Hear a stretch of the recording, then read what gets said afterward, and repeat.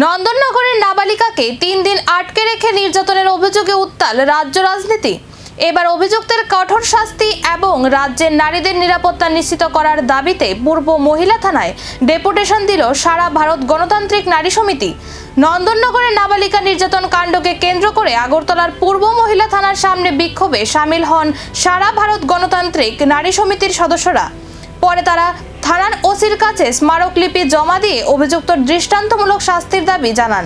সংগঠনের সাধারণ সম্পাদিকা স্বপ্না দত্ত অভিযোগ করেন, রাজ্যে নারীদের নিরাপত্তা চরমভাবে প্রশ্নের মুখে।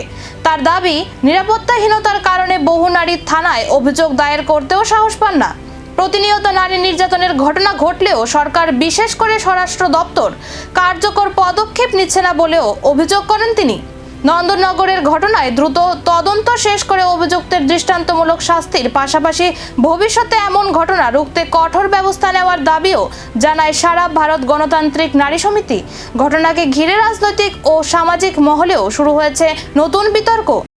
পর্যন্ত সেখানে তারা ঘোরাঘুরি করে, কোনো খোঁজ খবর নেই। তারপর মেয়েটি এসে থানায় অভিযোগ করে যে তাকে সেখানে ধর্ষণ করা হয়েছে।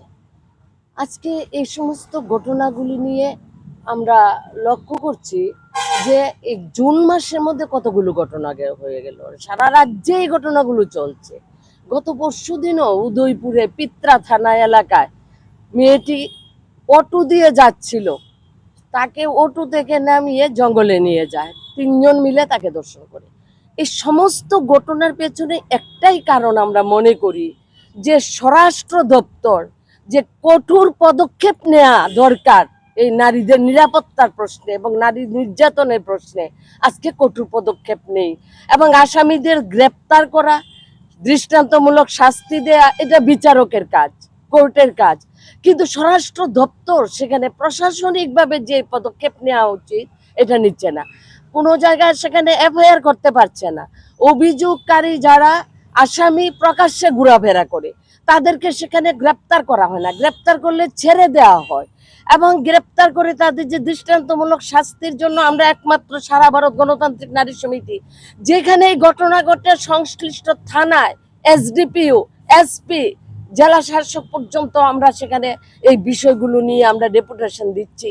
এবং নন্দননগরের নির্যাতন কাণ্ডে বিচার কত দ্রুত মিলবে, নারীদের নিরাপত্তা নিশ্চিত করতে সরকার কি পদক্ষেপ নেবে, এখন সেদিকেই তাকিয়ে রাজ্যের মানুষ।